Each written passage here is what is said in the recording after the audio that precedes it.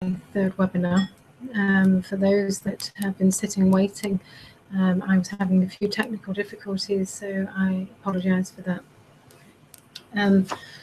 I'm giving a talk. I'm just going to check the sound, so just hang on 1 minute.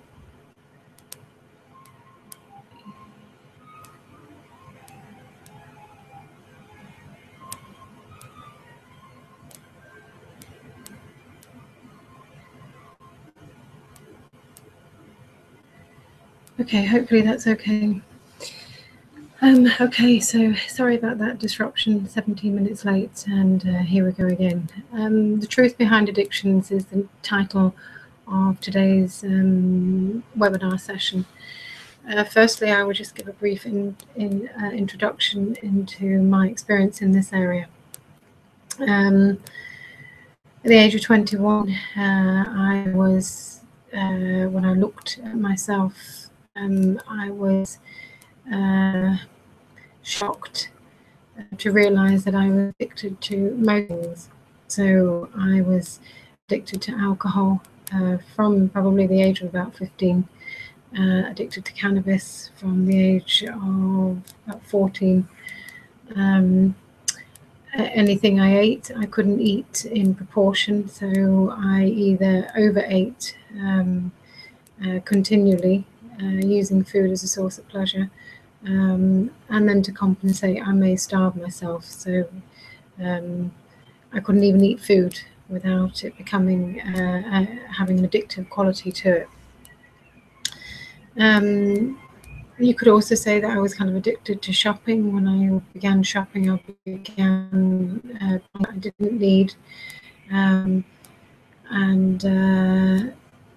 this would be one of the definitions of addiction behavior. It is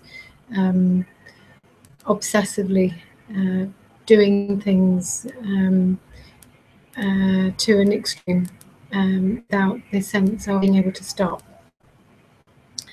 So then I went on, as the years went by, after the age of 20, I went on to study in the area of psychology.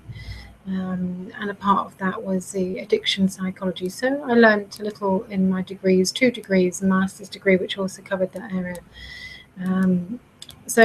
I also was into the area of meditation and spirituality. So, and this is also another area that gives you another insight into addictive behaviors.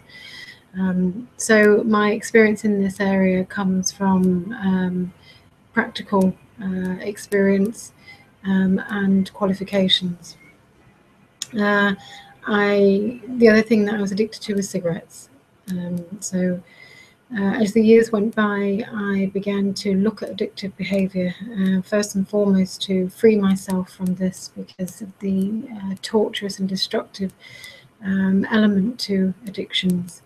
The other thing was it didn't make sense to me that as a baby I started off not needing anything other than normal food and the basic needs being met and love. And I then not being able to go through a day without having some kind of substance. So this to me, also when I looked at animals and I realized they weren't suffering with the same thing, and not every human being either has addictive behaviors. So I realized that this was kind of fell in the realm of abnormality in terms of behavior. So then I went on, as I said, for years of studying this behavior to try and find out what was the issue lying behind my addictions. And naturally, of course, understanding my own addictions enabled me and gave me the qualifications to understand all addictive behaviors eventually. From the age of 33 was when I could really look back and with clean behavior. So there was no more addictions, no more cigarettes, no more problem with food, no more problem with alcohol and cannabis. There was no addictive behaviors left. So the talk that I'm going to give you today is about understanding. Go and be mother. Sorry about that. That's what happens when you give a live webinar. understanding. I'm going to give information on understanding where addiction comes from. And then I'm going to also give you an insight into how to come out of addictive behaviors. The trick of it is this: all addictive behaviors are the same. They have the cause of them are all the same, and in actual fact, the nature of the behavior is all the same. So once you understand one addictive behaviors, you actually understand all of them. The other thing is that when you get a deeper understanding to addictions, you never suffer with addictive behaviors again. So there are two types, there are two ways of understanding addictive behaviors. One is on a superficial level, which is what I'm going to also deal with, and the other one is on a much deeper level. The superficial level is fine, but the problem with it is it's not enough, and so you'll often find, I'll just adjust this camera. You'll often find that if you just deal with it on a superficial level, you can end up finishing one addiction and in actual fact still find yourself addicted to another substance. So that's it. What I've come across in my work, because I treat people in this area too, is that you can, for an example, and it's only an example, alcoholics, even though they can be in the AA system, that they would stop one addiction, but in actual fact, when you get into their life, you find out that there are many other addictions. So it could be that they've become obsessed with food, coffee, any kind of stimulant, gambling, sex. So it's not enough to deal with things on a surface level. You've got to go much deeper into the heart of your addictive behavior to really cut out addictions altogether. And that's fairly easy when you find out that all addictive behaviors actually have the same cause. So I just put my notes here just briefly so that I have something to refer to. So addictive behaviors, then let's just define addiction. A definition of addiction is, when I was at university, from what I've learned now, is, as I said earlier on, it's being compulsively driven to engage in a certain type of behavior beyond the normal needs for that behavior. So, for example, food is you have hunger, so you eat your food for hunger. And a person that doesn't suffer with the addictive behaviors will then stop eating. Somebody that is compulsively driven, that has an addictive quality to their eating, will then continue to eat after that, and they will find most of the time, anytime they eat food, they will be compulsively driven to eat more continually. The same with alcohol. You can have somebody that can have half a glass of wine and it's fine. Somebody that with an addictive behavior towards that substance would have to have a bottle and probably continue. So it's the same with cigarettes. Cigarettes being, you are compulsively driven continually by the addictive quality of the substance in the body to engage in that behavior, despite the fact that it's destructive and contaminating for the system and for those around you. So you could describe it as being a compulsion to engage in a behavior despite the negative consequences to you and those around you. So that would be a definition of addictive behavior. People had often got confused with alcoholics, thinking that to be addicted to alcohol, you had to be drinking every single day. And this is not really, there's type 1 and type 2 alcoholics. Some alcoholics do drink every single day. Other alcoholics, they can be classed as problem behavior alcoholics, but still addictive. In that it's literally as soon as you take a drink of alcohol, you cannot stop. Now, you might be able to withstand not drinking tomorrow or for the next 5 days, but as soon as you take a sip of alcohol again, you will find that you cannot stop. So you are still compulsively compelled to engage in behavior that will have negative consequences. It's not required by the body. It is not any turns from an enjoyment to a contamination and to a painful behavior. So that would be a definition of addictive behaviors. The second part of addiction is what is the causal factor of addictions? This comes in many parts. On a very surface level, all addictive behaviors is always a drive to seek pleasure and to avoid pain. So you can say that a person with an addictive behavioral tendency is always looking to, is always running from themselves. And you run from many different things. When I say run from yourself, what I mean is that there is a compulsion to, there has to be a sense in the body that they don't feel good. There is something in the body that doesn't feel good to them. So therefore, what they try to do is continually seek a pleasure outside themselves. So they start with the glass of wine, and of course the one glass is not enough, so they continue to engage in this behavior. And really what you're trying to do continually is you're just trying to find a source of pleasure in these things. And the other side of it is you're running from not feeling that naturally in the body.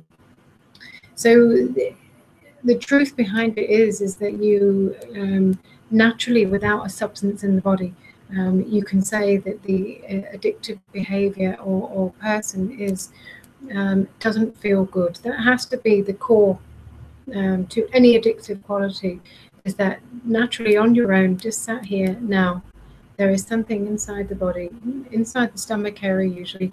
It doesn't feel good. You generally don't feel good naturally. So because of that reason, you run for some kind of pleasure. You're seeking something in whatever it is that you're looking at. You're seeking something to compensate for not feeling good. This can be many different types of not feeling good. On a surface level, you could say somebody that comes from extreme emotions, and maybe anytime there's some kind of tragedy or some kind of drama, or even stress is a good one to use. Many people often use stress as being a reason to need something. So we feel stress in the body, and so I'll drink some wine. So I feel stress in the body, so I will eat a cake or biscuits or whatever it is, and overeat on this. So stress is one thing. Another thing is boredom. You work Monday to Friday, you get to the weekend, and you decide that there is nothing much going on, and so you begin. You want something to fill or occupy this space that is perceived as being pleasurable, or exciting, or stimulating.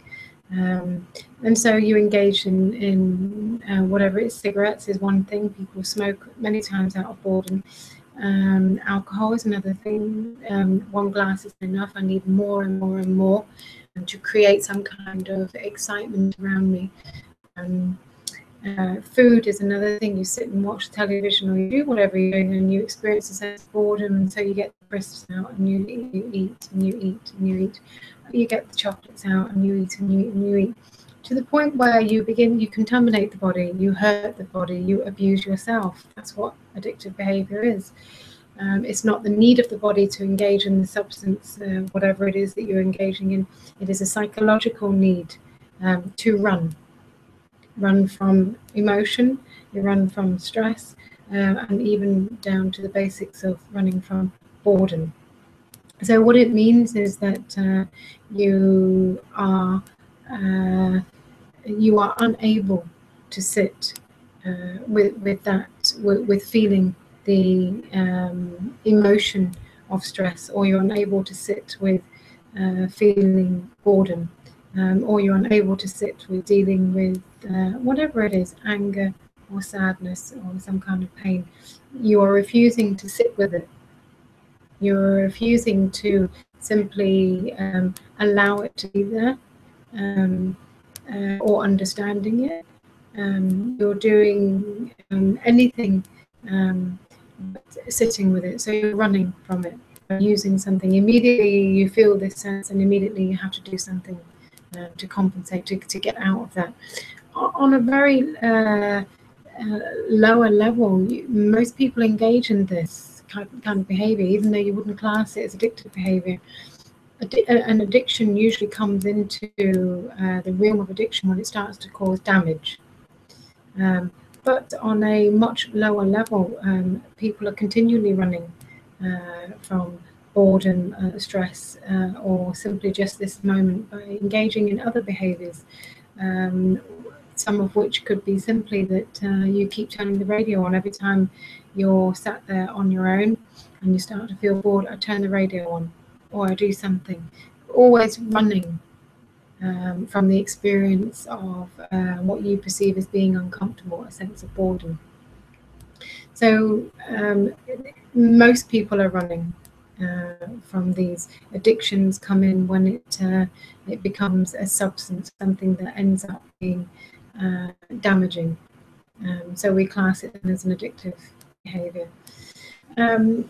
So addiction behavior then, as I would perceive it, as it has been labelled many times before, is engaging in a behavior that is used to run from yourself in this moment as you find it. Another form of running can be, and I suppose underneath it all, whether it's emotions that you're running from, but really underneath all of it, it is a running from emptiness. And you can argue, and it would be the truth, but the truth is that you have to find out for yourself. We're all running from emptiness.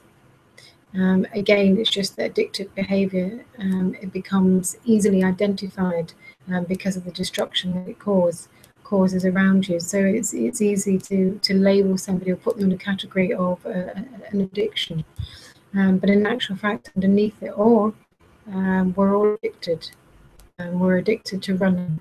I'm addicted to running from the emptiness that we feel inside ourselves. And when it's empty, it doesn't feel nice. There is a lack of if there was just a simple pleasure in the body, if you felt good being in the body, you wouldn't need to seek outside yourself for anything. But emptiness in the body, it doesn't feel good. It's an uncomfortable feeling, and I think underneath it all there's a fear of it, and fear of there is nothing else. There's nothing else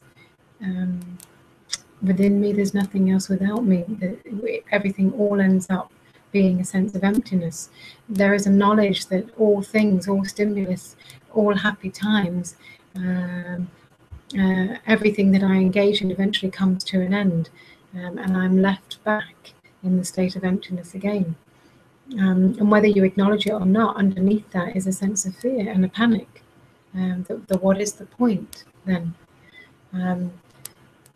The difficulty is, the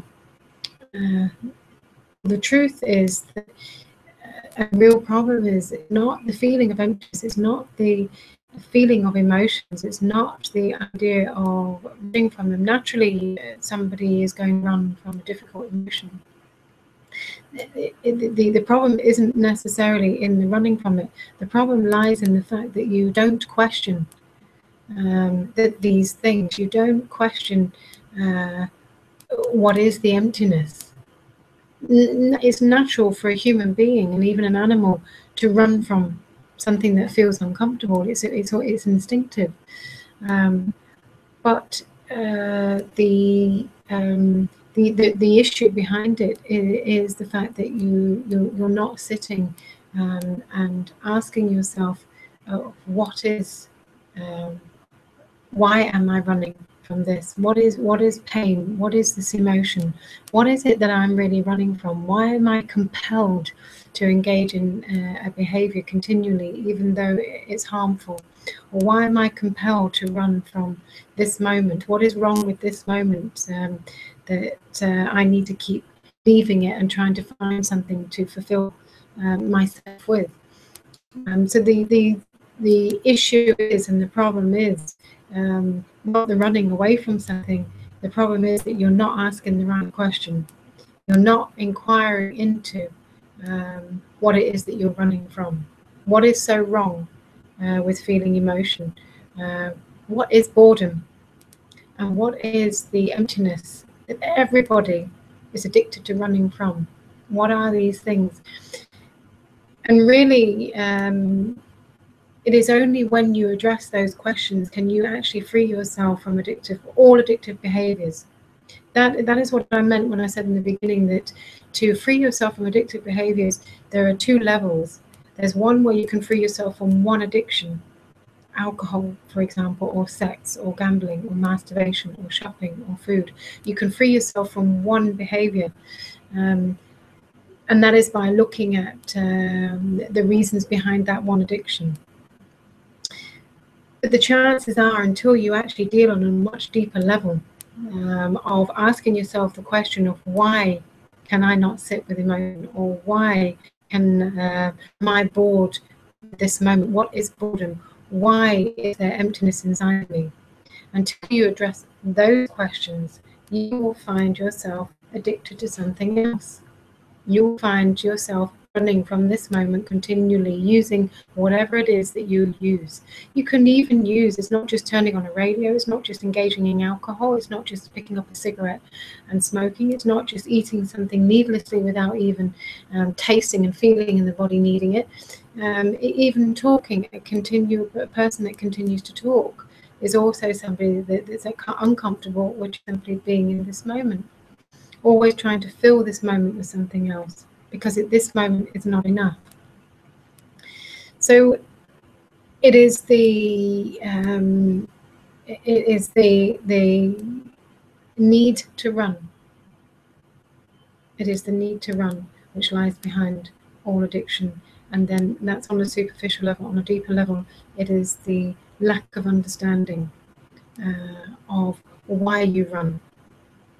So to dispel addictions on a practical level, on a day-to-day level, the first thing you've got to do is become aware of how uncomfortable you are. In most moments, you're going to find yourself even sat at a table. It's very, very small things. It can simply be you're sat at a table having a coffee and you find I need to have something else with a coffee, or you start tapping your fingers, or you need to have a conversation, so you pick up your phone. You're always looking to fill your mind with something, or to fill this moment with something. They're looking around for a conversation with somebody. Anything to fill this moment with something. This moment is not enough.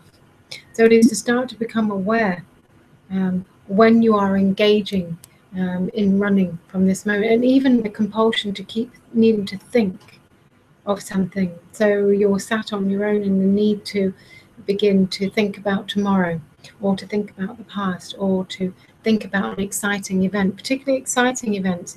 That's your need to create pleasure. Because in this moment, what you're saying is, I don't feel it, so and there's nothing else around me to occupy myself. So what I'm going to do is create it on a mind level. So you'll go into the mind and you'll look into the future, and you start to dwell on the future a little bit, or a lot, or you'll dwell into the past, or you create dramas in the mind. And all that is really is you, again, you're addicted to something else. You're addicted to thinking, because in this moment is perceived on some level, and particularly by a mind level, that it's not enough.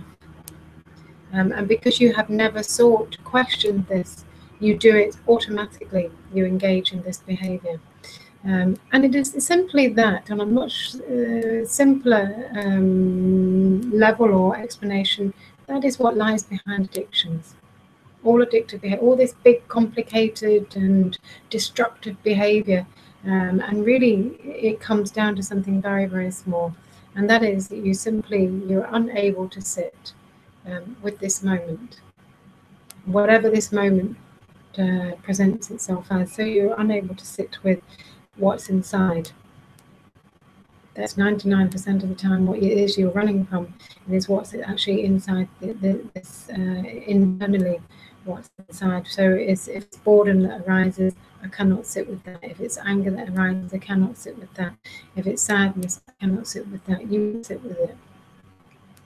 So until you begin to learn to allow these emotions to rise, or these internal experiences to rise, and simply sit with them and allow them to be there and release them, because sitting with them is releasing them. That's the first thing you have to do, is to simply allow it to be there.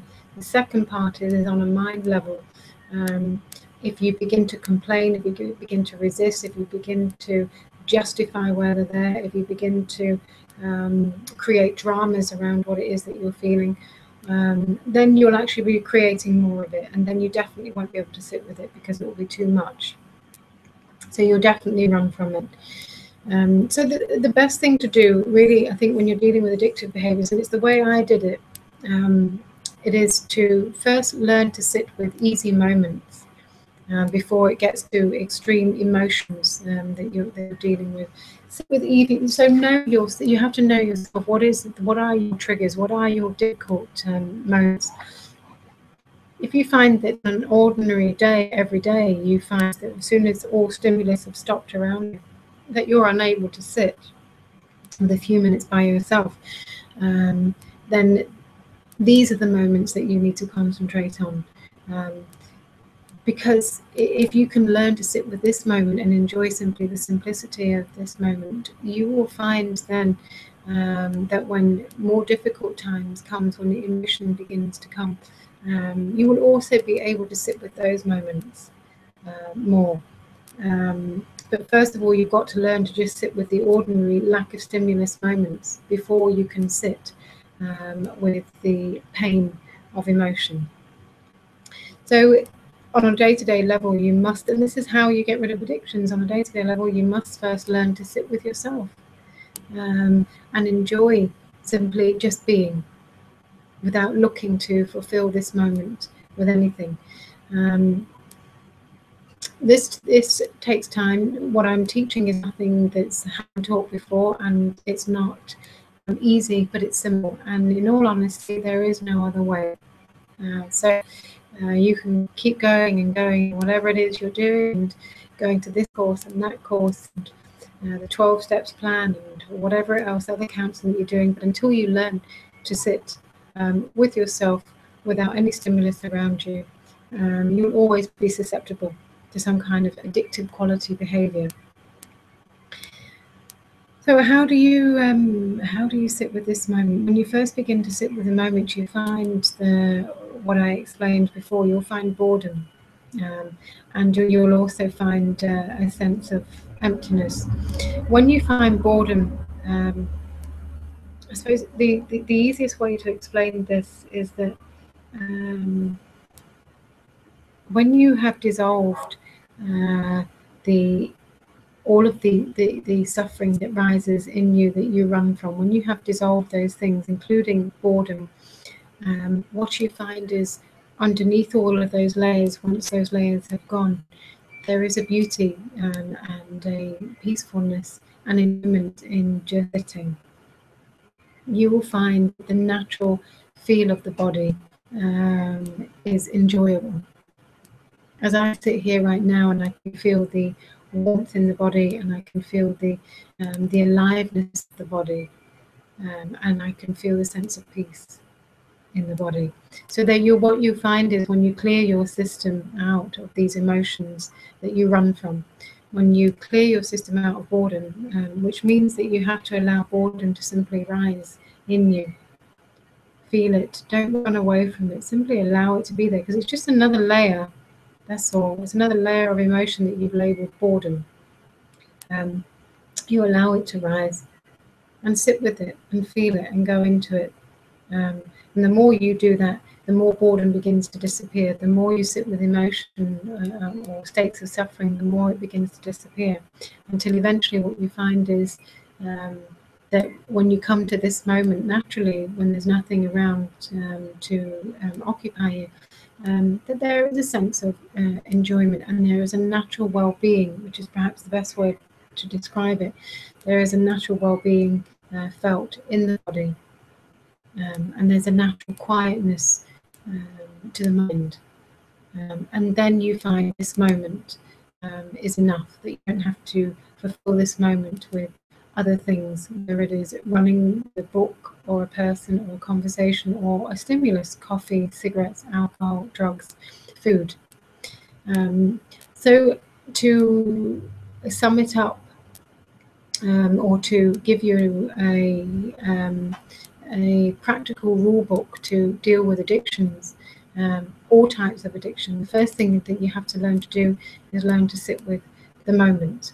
You've got to learn to sit with the moment without any substances, without any stimulus around you. So when you're caught in the doctor's surgery, or you're caught waiting in a queue, or you're caught in a traffic jam, or you're sat there and somebody is late to, at the coffee shop or the restaurant, take those moments where normally you would run from them quickly. Find something, get your phone out. How many people do you see with the phone now, looking at the phone? In any minutes that there is a lack of stimulus around them, they take the phone. Right? There's something divinely missing when you have to keep fulfilling yourself with these things. You've got to learn to put it down, and immediately the mind becomes uncomfortable. This is the call to prayer, because I'm in Egypt. Immediately the mind becomes uncomfortable with the present moment. So become aware that the mind has become uncomfortable and come back. And when you're sitting and waiting for somebody, just sit and wait and feel the energy in the body. Allow the mind to come to rest. And when the mind keeps going off, trying to occupy itself or wanting to pick something up, just come back for a moment and sit with the boredom or the emptiness that you feel. The more you can do that, the bigger chance that it comes to, when it actually comes to a bigger emotion, something that you would label as being very uncomfortable as opposed to just a little bit uncomfortable. The more you can learn sitting with easy moments, the more chance you are going to be able to sit with extreme emotion that you find painful. In those moments, equally sitting without any stimulus, you need to learn to sit with emotions. So pain arises, sadness, anger, whatever it is, you've got to learn to allow the pain to simply be in the body and release it. However you release it, you don't have to, it doesn't always have to be crying behavior. It is simply just allowing it to be there, acknowledging that it's there and not running from it, trying to fill something. When you run from it, basically what you're saying is, I don't want to feel it, and therefore I'm going to try and replace it with something. This is natural, but it doesn't work, because simply running from it does not change it, and it doesn't get rid of it. So you store it, you push it down, and it stays into a layer in the body. And then you occupy yourself with some kind of stimulus, and the stimulus becomes toxic because it's not needed in the body. You're using it for the wrong reasons, whether that be food, whether it be shopping, sex, whatever it is, alcohol. You're using it for the wrong reasons, and so therefore it contaminates the body. So the next time emotion rises, it is to understand there's emotion. Right? The emotion is just as simply, it's an energy and it's vibrating at a certain frequency. Anger vibrates at a high frequency, and it's quite uncomfortable. Okay, depression on a much lower frequency, and that too is very uncomfortable. Excuse me. So is to, when these emotions begin to rise, it is to become acutely aware that they're there, and acutely aware of the fact that you will want to run from them. And it's to try and allow yourself in those moments to sit with them for as long as you can. And then you need to be very aware of what is the mind doing with those emotions. If it's playing with them and playing with them, playing with them, what you're doing is you're increasing the intensity of the emotion. And then you're going to find it very difficult. This is not easy, what I teach, but it is very simple. And also long term, what happens is all your addiction behaviors will dispel. So it's not easy, it is difficult, but it's simple, it's practical. And the other thing is, it is the only way out of all addiction behavior. It is the only way out of it.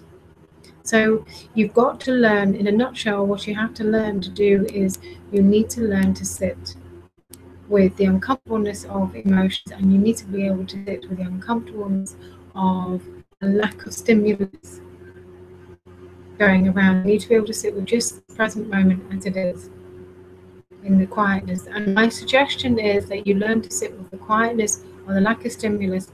You could call it boredom then. Learn to sit with the easy things first. Allow yourself to feel them, go into them, ask yourself the question, go into it as a matter of, as a scientist goes into understanding his experiment, go into it and feel it and see, what is this? Go into it and feel it and see what it is. And I'm telling you something, the magic behind the inquiry is that when you actually begin to go into these things, you find it's not the big monster that needs to be run from. It is simply, what you find is it's like an energy, and you find it in the stomach. Okay, and you just go into it and you go into it, and as you go into it, the magic of it is that it ends up being nothing. It goes into nothing, and and it actually releases it. And you can sit there, and you find after a period of time, you can actually sit there for long periods of time. And there is a natural sense of well-being to the body.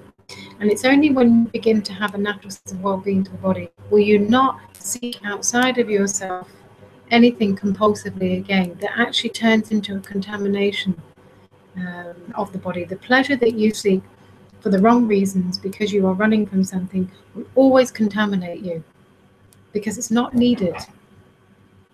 So when you learn to sit with this moment, the simplicity of this moment, without trying to fill it with something else, you will find the well-being in the body. And then when it comes to food, you may enjoy a biscuit, but you will not eat more than just the one biscuit, because the body doesn't need it, and it doesn't like it, and it feels a sense of sickness to it because there's too much sugar and there's not enough nutrients. When there is a plate of food, and you're eating for the right reasons, so you're eating for nutrition reasons, and there is a pleasure in that too, but you eat for nutrition reasons, and then when the stomach has had enough, when you're not seeking pleasure because there's a well-being naturally in the body, you will leave the rest of the food behind, and then you will find your weight and your health improves and becomes good, because you'll only take what the body tells you to take. And of course, you will not be attracted to cigarettes anymore. You will not be attracted to drugs, and you will not be attracted to alcohol. I used to drink like a fish. I was brought up on it. I don't touch it now, and I haven't touched it for over 6 years. I have no need. I've tried even a quarter of a glass of wine. I like the taste of it, but I'm not compulsively driven to drink. In actual fact, I stop maybe once or twice a year. I have a quarter of a glass of wine, and I wouldn't go beyond it, because I don't like the feel of it in the body anymore, because my body feels good naturally. Ella, stay there please, I'll be out in a moment. Sorry about that. So that is the end of the talk of the truth behind addictions. Addictions are very simple to understand, and it's not complicated, and it's not a big monster. It is simply a compulsively driven behavior. It is a running behavior. You're running from something within the self, and underneath it all, you're running from the same thing that everybody else is running from: emptiness. The way to leave all addictions behind and to create health and well-being in the body is to go in to what it is that you run from. You need to go into the emptiness. You need to go into it deeply, without judgment, and begin to experience what is the emptiness. What you will find, which is what I found in the end, and what many, many teachers have advocated, is that once you smash through the emptiness, There is a great well of wellness, but you'll never find it if you keep running from it. The only way to find the natural well-being of the body is to go through all the layers that you have pushed on top of it. So that's the end of my talk. Thank you for listening, and I will be in touch with my next talk soon. Bye for now.